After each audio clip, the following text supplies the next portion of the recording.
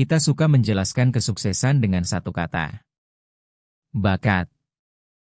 Dia memang berbakat. Dia terlahir berbakat. Tapi setelah bertahun-tahun mempelajari para taruna, juara mengeja, dan orang-orang berkinerja terbaik, seorang psikolog menemukan sesuatu yang mengejutkan. Prediktor terbesar kesuksesan ternyata bukan bakat sama sekali. Itu adalah sesuatu yang hampir bisa dibangun siapa saja. Peneliti itu adalah Angela Duckworth, dan bukunya berjudul Grit. Dalam 10 menit ke depan, kamu akan belajar apa itu grit sebenarnya, kenapa ia mengalahkan bakat mentah, dan bagaimana menumbuhkan lebih banyak grit dalam dirimu. Jadi apa itu grit? Duckworth mendefinisikannya sebagai passion dan ketekunan untuk tujuan jangka sangat panjang. Ini bukan intensitas selama seminggu. Ini arah dan stamina selama bertahun-tahun. Orang yang punya grit bukan sekadar sibuk atau keras kepala. Mereka tahu apa yang mereka mau, dan mereka terus bergerak ke arahnya jauh setelah kegembiraan awal memudar. Inilah kebenaran yang tidak nyaman tentang bakat. Duckworth berpendapat kita punya bias terhadapnya.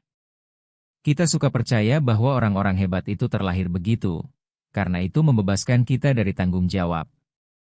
Kalau mereka memang terlahir dengan itu, maka kurangnya usaha kita bukan salah kita. Tapi bakat hanyalah potensi. Ia adalah apa yang mungkin kamu jadi, bukan apa yang pasti kamu jadi. Untuk menunjukkan alasannya, Duckworth menawarkan dua persamaan sederhana. Bakat dikali usaha sama dengan keterampilan. Lalu keterampilan dikali usaha sama dengan pencapaian. Perhatikan baik-baik, dan kamu akan lihat usaha muncul 2 kali. Bakat itu penting, tapi usaha dihitung 2 kali lipat. Ia membangun keterampilan, lalu mengubah keterampilan itu menjadi hasil yang nyata. Orang yang terus muncul mengalahkan si jenius yang bermalas-malasan. Pikirkan itu. Orang yang berbakat alami tapi tidak berusaha keras akan dilewati, pelan tapi pasti, oleh orang biasa yang bekerja dengan konsisten. Pada rentang waktu yang cukup panjang, usaha menang. Bukan karena bakat tidak penting, tapi karena usaha dipakai 2 kali dan bakat hanya dipakai sekali. Nah, grit punya 2 bagian, dan kebanyakan orang hanya memikirkan yang kedua. Bagian pertama adalah passion. Tapi passion di sini bukan berarti kegembiraan yang menggebu. Ia berarti konsistensi seiring waktu. Ia adalah peduli pada tujuan utama yang sama selama bertahun-tahun, alih-alih mengejar mimpi baru yang berkilau setiap beberapa bulan. Orang yang punya grit punya 1 kompas, bukan 10. Dan passion bukan sesuatu yang begitu saja kamu temukan dalam bentuk jadi. Duckworth bilang ia dikembangkan. Ia biasanya dimulai dari percikan ketertarikan. Kamu mencoba sesuatu dan menikmatinya. Jangan menunggu petir kepastian. Jelajahi, ikuti apa yang benar-benar menarikmu, lalu berkomitmenlah. Ketertarikan mendalam menjadi passion melalui waktu dan perhatian, bukan sebelumnya. Bahan kedua adalah latihan terarah. Orang yang punya grit tidak sekadar mengumpulkan jam. Mereka berlatih dengan fokus pada titik lemah mereka. Mereka menetapkan target yang sedikit di luar jangkauan, mengerjakannya dengan perhatian penuh, mendapat masukan yang jujur, lalu menyempurnakannya. Ini tidak nyaman, dan ketidaknyamanan itulah intinya. Pengulangan yang nyaman membuatmu tetap sama. Latihan terarah membuatmu lebih baik. Bahan ketiga adalah tujuan, atau purpose. Passion bertahan jauh lebih lama saat ia terhubung dengan sesuatu yang lebih besar dari dirimu. Saat pekerjaanmu membantu orang lain, alasanmu menjadi cukup dalam untuk membawamu melewati bagian yang membosankan dan menyakitkan. Ketertarikan membuatmu memulai. Tujuan membuatmu terus berjalan saat motivasi mengering. Duckworth melihat ini dimanapun ia memandang. Di West Point, musim panas brutal yang mematahkan banyak taruna, yang bertahan bukanlah yang terkuat atau terpintar. Mereka adalah yang paling punya grit.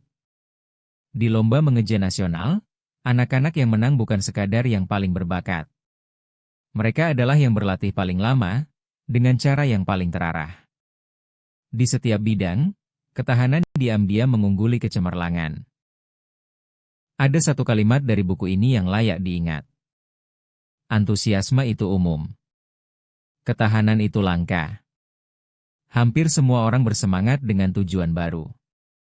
Sangat sedikit yang masih mengerjakannya saat semangat itu sudah lama hilang. Beda antara sebuah mimpi dan sebuah pencapaian hanyalah seberapa lama kamu mau bertahan dengannya. Bahan keempat adalah harapan. Tapi ini bukan optimisme ceria bahwa segalanya akan beres dengan ajaib. Ini keyakinan bahwa usahamu sendiri bisa memperbaiki masa depanmu. Saat orang yang punya grit terjatuh, mereka tidak berpikir, ini tak ada harapan. Mereka berpikir, biar ku coba lagi, dengan cara berbeda. Harapan itulah yang membuatmu bangkit satu kali lebih banyak daripada kamu terjatuh. Kalau kamu ingin membesarkan anak-anak yang punya grit, Duckworth menunjuk satu gaya tertentu. Jadilah mendukung sekaligus menuntut. Cukup hangat agar anak merasa aman, tapi cukup tegas agar mereka terdorong untuk tumbuh. Bukan pelatih galak yang kejam, dan bukan pula orang tua yang terlalu lembek, tapi seorang pelatih yang bijak dan peduli, yang percaya pada mereka dan mengharapkan usaha. Perhatikan bagaimana ini terhubung dengan pola pikir berkembang. Kalau kamu percaya kemampuan bisa tumbuh, maka kemunduran hanyalah informasi, dan usaha terasa sepadan.